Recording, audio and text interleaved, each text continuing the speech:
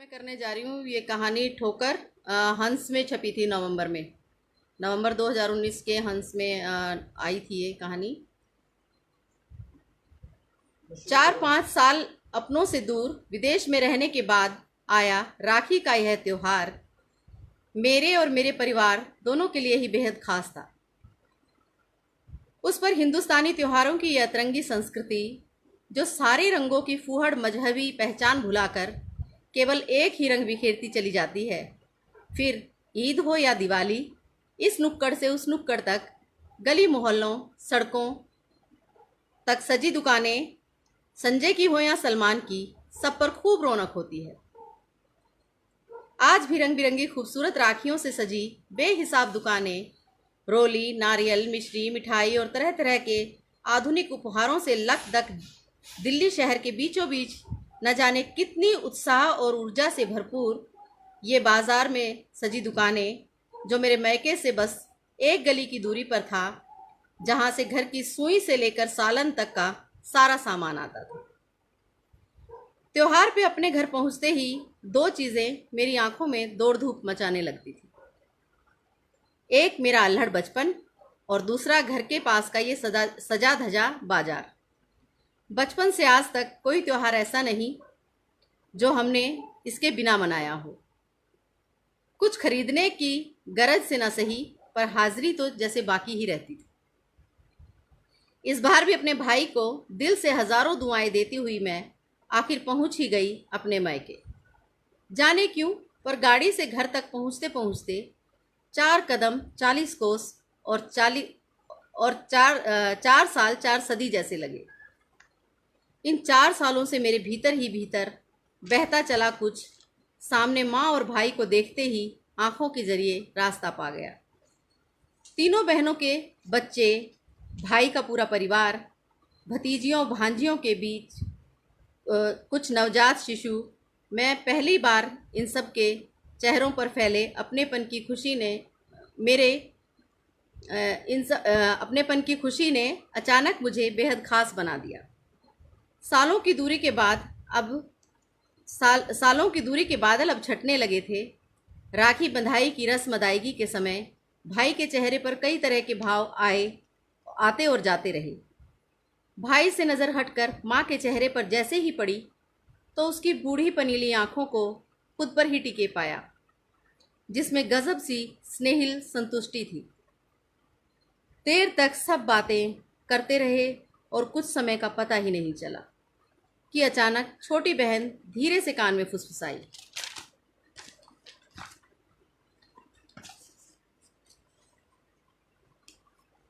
दीदी चलो ना, थोड़ा बाजार घूम कर आएं। उसकी बात सुनते ही मुझे जैसे कुछ रोमांचित कर गया। बचपन की अल्हड़ लत हंसकर धीरे से कहा, हाँ हाँ चलते हैं।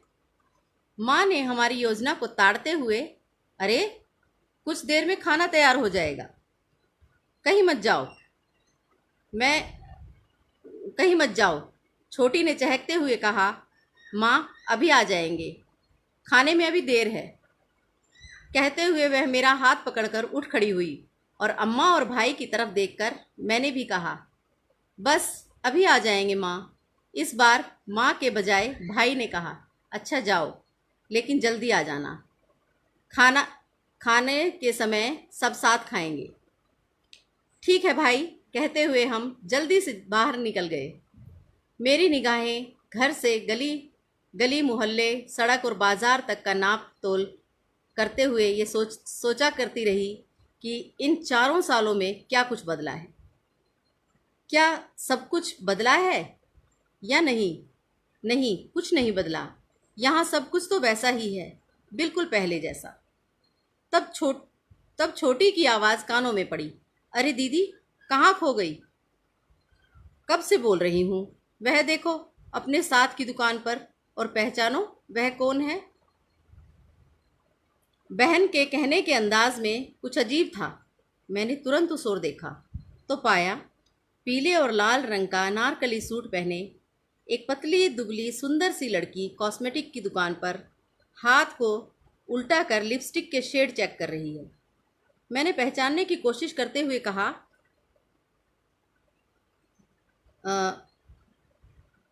मैंने पहचानने की कोशिश करते हुए कहा, कौन है? साइड फेस दिख रहा है, चल सामने से देखते हैं। मेरी बहन ने कुछ सोचकर मुझे रोकते हुए कहा, रहने दे, वह शरण अंकल का बेटा मोंटी है। मोंटी? ये मेरी हैरत का ठिकाना न था। मेरे चेहरे पर उड़ती हैरत की हवाइयों को शांत करने के लिए छोटी बहन ने कहना शुरू किया, हाँ मोंटी, जो आजकल मोना ब्यूटी सैलून चलाता है। मैं बीच में ही छोटी को टोक कर, अरे वो सब तो ठीक है, पर ये हुलिया? वह थोड़ी नाराजगी के अंदाज में तुनक कर बोली, और क्या, लड़की बन गया है, लड़कियों की तरह रहता है, बोलता है, चलता है, कपड़े भी वैसे ही पहनता है, सारे शौक भी वही हैं इसके। देखो कैसे लिपस्टिक के शेड देख रहा है। फिर धीरे से मेरे पास आकर कहने लगी, दीदी, कहते हैं इसने कुछ इंजेक्शन भी लगवाए हैं खुद को लड़की जैसे दिखने के लिए। दीदी, शादी के बाद रीना मिली थी एक दिन, बेचारी बहुत दुखी थी। मैंने शायद खुद को याद दिलाने की गरज से पूछ लिया, रीना? हाँ, वही रीना। बेचारी मेरी और माँ के सामने इतना रोई और कहती रही, ताई जी, एक भाई दिया था भगवान ने। वो भी कहते कहते रो पड़ी। माँ के दिल में जैसे कुछ धक्का सा लगा। उन्होंने ढाढ़स बंधाते हुए रीना के सर पर हाथ रखकर कहा, तू चिंता मत कर, सब ठीक हो जाएगा, हम समझाएंगे उसे आके। जानती हो दीदी, रीना ने सुबकते हुए ही गुस्से में कहा, वो कुछ नहीं समझता ताई जी, घर से भाग गया मेरी शादी वाले दिन। सुना है हिजड़ों के साथ रहता है। रीना की बात सुनकर जैसे दिमाग की नस ही सुन्न पड़ गई थी। हाँ? माँ का मुंह खुला और आंखें हैरत से भरी फटी की फटी रह गई। माँ ने मुंह पर से हाथ हटा वापस रीना के सर पर फिराते हुए पूछा था, तेरी मम्मी और पापा ने क्यों नहीं समझाया उसे? अरे अपने बच्चों को कभी प्यार से तो कभी मार से सीधे रास्ते पर लाना पड़ता है। देखना चाहिए था ना किसके साथ उठता बैठता है, कैसी संगत है इसकी। छोटी रीना बेचारी माँ को बता रही थी कि इसने अंकल आंटी के प्यार का नाजायज़ फ़ायदा उठाया। उसकी एक न सुनी, घर से भाग जाने और सुसाइड की धमकी तक दे डाली। वे बेचारे तो खुद बहुत परेशान थे। इसकी हरकतों पर उसकी मम्मी तो रो रो कर बीमार ही हो गई। फिर अब कहाँ रहता है ये, और क्या सचमुच इसने सर्जरी करा ली? छोटी ने अनमने मन से कहा, पता नहीं, चल छोड़ ना दीदी। छोटी मेरा हाथ पकड़कर बाजार के मशहूर चाट भंडार की ओर बढ़ गई। अचानक उसके अंदर कहीं बहुत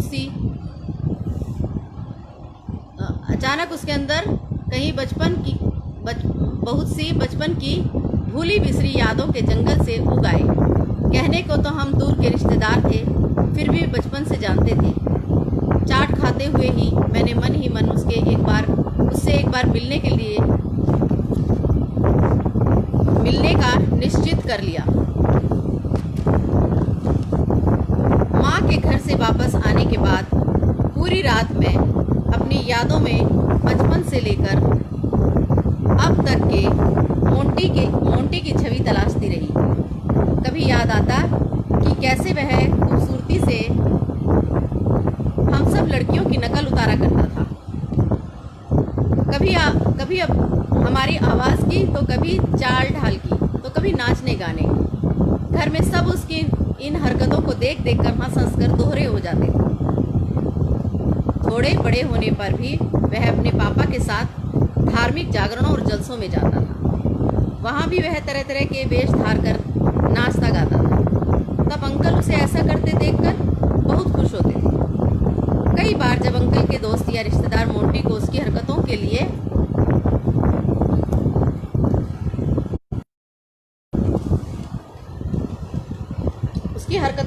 रोकते टोकते या डांटते तो अंकल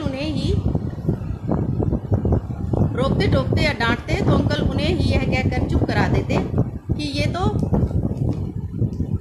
माता रानी ने हुनर दिया है इसको।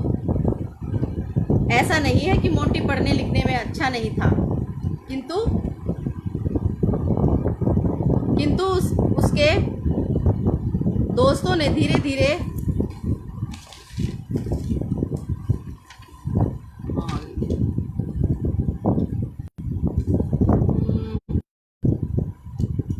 रोकते टोकते, अच्छा, ऐसा नहीं है कि मोंटी पढ़ने लिखने में अच्छा नहीं था, किंतु उसके दोस्तों ने धीरे धीरे महसूस किया कि स्कूल में भी उसकी दोस्ती लड़कों से ज़्यादा लड़कियों से है। इसके कारण स्कूल में दोस्त उसका मजाक उड़ाने लगे। धीरे धीरे उसका मन पढ़ाई से हटता गया। अंकल आंटी कभी डांटकर तो कभी प्यार से समझा बुझाकर स्कूल भेज देते।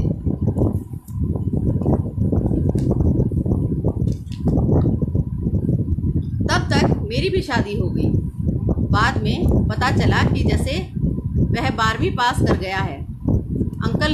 जैसे तैसे वह 12वीं पास कर गया है।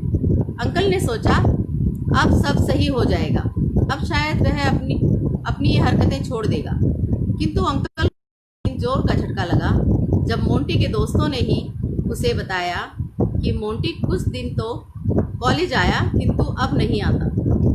फिर एक दिन जब मैं घर गई तो माँ, मैं और छोटी बहन उसके घर गए। तब मोंटी घर पर नहीं था, किंतु उसकी बड़ी बहन रीना अंकल आंटी घर पर ही थी। जैसे ही हम आकर बैठे, आंटी माँ के पैर छूकर पास ही बैठ गई और कहने लगी, दीदी मुबारक हो, अपनी रीना का रिश्ता हो गया है। अच्छे घर का लड़का है, लड़का पढ़ा लिखा भी है, नौकरी पर लगा है। माँ ने रीना को पास बुलाकर प्यार से पुचकारते हुए आशीषों और बधाइयों की झड़ी लगा दी। किंतु माँ की नज़र अंकल पर ठिठक गई। माँ ने रीना को पास बिठाकर पूछा, तेरे पापा का मुंह क्यों लटका है?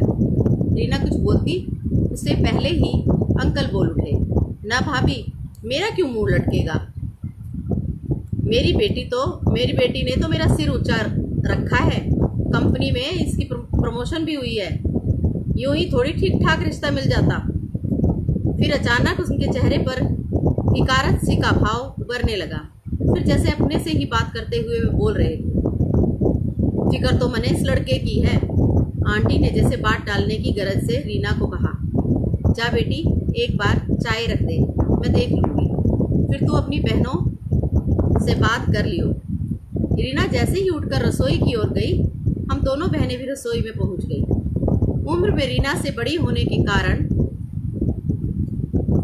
मैंने उसे बधाई देते हुए लड़के के काम और परिवार के बारे में पूछा। रीना ने कहा, दीदी, मम्मी पापा को मेरी फिक्र नहीं है, बल्कि मोंटी की है। उसने पढ़ाई भी छोड़ दी, फिर कहीं से हेयर कटिंग और मेक ओवर की ट्रेनिंग ले ली। आजकल किसी सैलून में जॉब कर रहा है। मैंने कहा, तो इसमें बुराई क्या है? अगर पढ़ लिख नहीं रहा और किसी सैलून में जॉब कर रहा है, आज लाखों युवा इसे अपना प्रोफेशन बना चुके हैं।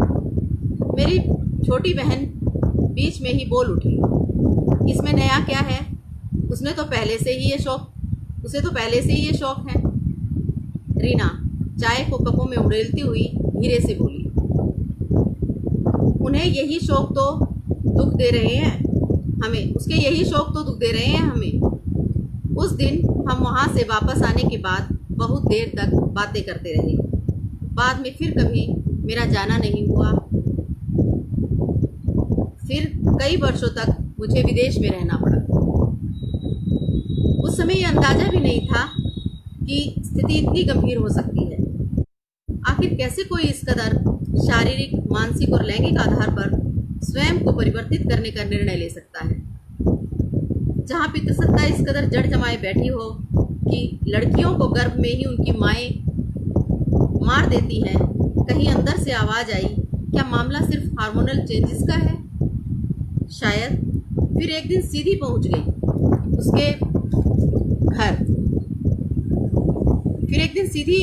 गई उसके घर। आंटी से पता चला कि वह अब उसके साथ नहीं रहता, बल्कि कहीं किराए पर रहता है। मेरे पता पूछने पर आंटी ने अनगिनत प्रश्न आंखों में संजोए उस जगह का पता लाकर थमा दिया। पता लेकर मैं आंटी के सभी सवालों को अपनी पलकों में संजोए वहां से निकल गई। जगह ज़्यादा दूर नहीं थी और अपरिचित भी नहीं, इसलिए खोजने में मुझे ज़्यादा समय नहीं लगा। मैं जैसे ही गली के अंदर घुसी, वैसे ही सामने से मुझे मोंटी आता हुआ दिखाई दिया। वह मुझे अचानक देखकर चौंका, लेकिन मैं उसे देखकर अपने को सहज कर पाने में भी शायद मुझे ज़्यादा समय लगा। उसने बिल्कुल पहले की तरह ही मुझे नमस्ते की, हाथ पकड़कर मेरा हालचाल पूछा, यहाँ तक कि बड़ी बहन होने के नाते झुककर पाँव को हाथ लगाया। मैंने थोड़ा संयत होकर पूछा, कैसा है तू और ये सब? मोंटी मेरे चेहरे पर आते जाते भावों की जैसे पड़ताल कर रहा हो, वापस अपनी ओर देखते हुए बोला, क्या ये सब? मैं उसके सवाल से थोड़ा संभली। मेरा मतलब है तू अंकल आंटी को छोड़कर यहाँ अलग क्यों रह रहा है? मोंटी बात टालते हुए, दीदी तू मेरी छोड़, तू बता तू यहाँ कब आई? तू तो विदेश गई थी ना? जीजाजी और बच्चे सब ठीक है ना? मैंने अपने अंदर की झुंझलाहट और बेचैनी को दबा कर कहा, हाँ सब बढ़िया है, बच्चे भी ठीक हैं। दरअसल मैं घर गई थी अंकल आंटी व तुझसे मिलने और रीना की शादी की बधाई देने। पता लगा तू वहाँ नहीं रहता। बस तय किया आज तुझसे मिलकर ही जाऊंगी। एक बार विदेश जाने से पहले भी तुम्हारे घर गए थे हम, तब भी तू नहीं मिला था।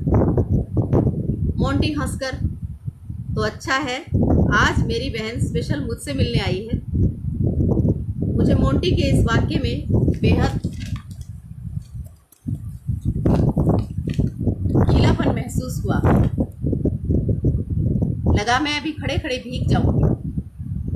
उसने मुझे कहा, चल कहीं बैठकर बात करते हैं। मैंने कहा, कहीं क्यों? चल तेरे कमरे पर चलते हैं।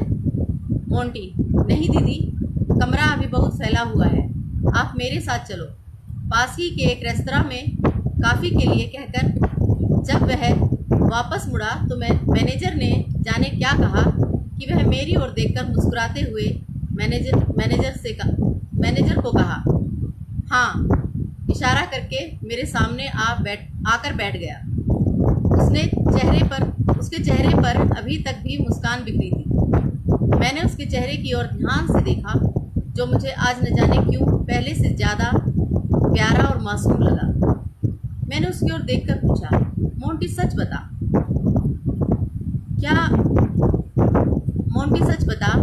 क्या पूछ रहा था वो मैनेजर? मोंटी, कुछ नहीं दीदी, कह रहा था जान पहचान है क्या? मैंने हाँ कह दिया। मैं कुछ क्षण उसकी लाल टी शर्ट, ब्लू ट्राउज़र,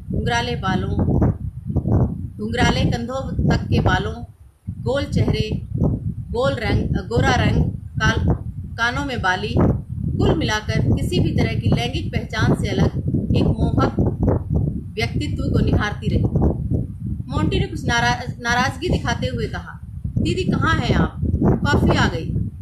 मैंने सीधे सवाल किया, कितने दिन हुए तुझे घर छोड़े? मोंटी, करीब 1 साल। मैं 1 साल? यानी रीना की शादी से ही? मोंटी, हाँ। कहते कहते उसकी आंखें तर हो गई। मैंने हैरत से कहा, तो तू रीना की शादी में भी नहीं रहा? मोंटी, नहीं, मैं एक प्रोग्राम में शिमला चला गया था। मैंने फिर कहा, सब कुछ समझ गई हूँ, सब समझती हूँ मैं। कहीं नहीं गया था तो, बल्कि छिप रहा था। घर में आए रिश्तेदारों से, उनके सवालों से, अपनी बहन के ससुराल वालों से, है ना? मोंटी, थोड़ी विवशता के साथ, हाँ। मैं नहीं चाहता था कि मेरी वजह से पापा, मम्मी और रीना को शर्मिंदा होना पड़े। ये रिश्तेदार, ये दोस्त, ये जान पहचान वाले, दरअसल ये ही हमारे सबसे बड़े दुश्मन होते हैं। सभी बस बहाने ढूंढते हैं अपमान करने के, आपको अपनी ही नज़रों में गिराने के। ये ना किसी की मजबूरी समझते हैं, ना ही उसके दुख तकलीफ। पर इनका भी क्या कसूर। ये जो दुनिया है ना, ये ऐसी ही है। यहाँ मेरे जैसे लोगों को इंसान ही नहीं समझा जाता, बल्कि उन्हें इंसान के नाम पर मजाक और गाली समझा जाता है। और फिर किसी न किसी बहाने उसे या उसके घर वालों को जलील किया जाता है। आपको पता है दीदी, पहले मुझे शौक ज़रूर था लड़कियों की तरह बोलने चलने का, पर मैं कोशिश कर रहा था खुद पर काबू पाने की, जिसके लिए मैंने किसी डॉक्टर से मिलकर सलाह लेने की सोची और एक बार उस डॉक्टर से मिला भी। बस ये बात मैंने किशन चाचा के बेटे को बता दी। उसने मुझे मम्मी पापा से बात करने को कहा। मैंने मना किया, अभी नहीं फिर कभी। उसने फिर भी जाकर मम्मी को क्या कहा कि वह रो रो कर बीमार हो गई। पापा भी परेशान रहने लगे। सैलून में काम तो मैं अब भी कर रहा, पहनकर दिखा दे। रीना जोर से हंसे जा रही थी। तभी बुआ ने पता है क्या कहा। मैं तन्मय होकर उसे सुन रही थी। बोल उठी, क्या? मोंटी, बुआ ने कहा, तू पहन कर दिखा दे, तू क्या किसी लड़की से कम है? रीना का मुंह उतर गया। मम्मी अंदर जाके खूब रोई। बुआ उसे मनाती रही कि मैंने तो मजाक करा था, पर उस दिन मैंने सोच लिया शादी में तो और भी रिश्तेदार आएंगे। मैं वहाँ रहा तो सब किसी न किसी बहाने मम्मी पापा और मुझे जलील करेंगे। शाम को ही मैंने पापा को कहा कि एक आर्केस्ट्रा के साथ मुझे शिमला जाना है और मैं वहाँ वहाँ से चला आया। रीना को शादी वाले दिन मैसेज कर दिया, मेरी वजह से तुम्हें कभी कोई परेशानी नहीं होगी। मैंने उसके चेहरे को गौर से देखा और पूछा, सच बता, तूने कोई सर्जरी? मोंटी, देखा, तुझे भी मेरे बारे में यही कहा है ना? किसी ने दीदी, इसीलिए यही कहता हूँ मैं, ये सब साले रिश्तेदार नहीं हैं। सब जगह मेरे लिए यही बात फैला दी। जिस सैलून में मैं इतने दिनों से जॉब कर रहा था, उसे भी पता था कि मैं नॉर्मल हूँ। बस मुझे शौक है ये सब सीखने का, पर न जाने किसने वहाँ जाकर यह बात कह दी। वहाँ जो लोग आते थे वे मुझसे उल्टे सीधे मजाक करते। मालिक को शिकायत की तो उसने काम ही छुड़ा दिया। मैंने कहा, अगर ऐसी कोई बात नहीं थी तो फिर तूने घर क्यों छोड़ा? और मैंने तुझे खुद रक्षाबंधन पर लड़की के कपड़ों में देखा दुकान पर। वो सब, मोंटी ने कहा, वो सब सच था। जब 1 साल पहले मैं एक डॉक्टर से मिला और अपनी आदतों के बारे में बताया तो उसने कहा, घबराने की कोई बात नहीं है, तुम्हें एक अच्छे काउंसलर की ज़रूरत है। उस दिन की काउंसलिंग और इलाज से सब ठीक हो सकता है, पर ज़्यादा देर करना ठीक नहीं। वही बात सोनू ने तोड़ मरोड़ के घर बता दी थी। डॉक्टर की फीस थोड़ी महंगी थी, एक बार तो दे भी दी, फिर इलाज छूट गया। मैंने पूछा, डॉक्टर ने कुछ बताया भी होगा? मोंटी, हाँ, उसने कहा कि तेरी उम्र में कई बार तेज़ी से हार्मोनल चेंज आते हैं, पर उन्हें सभी इलाज और सही काउंसलिंग से ठीक किया जा सकता है। डॉक्टर ने यह भी कहा कि अगर बच्चा नॉर्मल है तो माता पिता बचपन से उस पर ध्यान देकर सही इलाज और काउंसलिंग के जरिए उसे ठीक कर सकते हैं। मैंने एक आह भरी। फिर? मोंटी, फिर कुछ नहीं, मेरी नौकरी छूट गई, माँ बाप के पास जा नहीं सकता था, पैसा था नहीं तो इलाज हुआ नहीं। हार कर वापस अपनी ऑर्केस्ट्रा की मंडली में वही नाच गाना, कभी राधा रानी बनकर, कभी पार्वती तो कभी दुर्गा बनकर, कभी लेडी डांसर बनकर।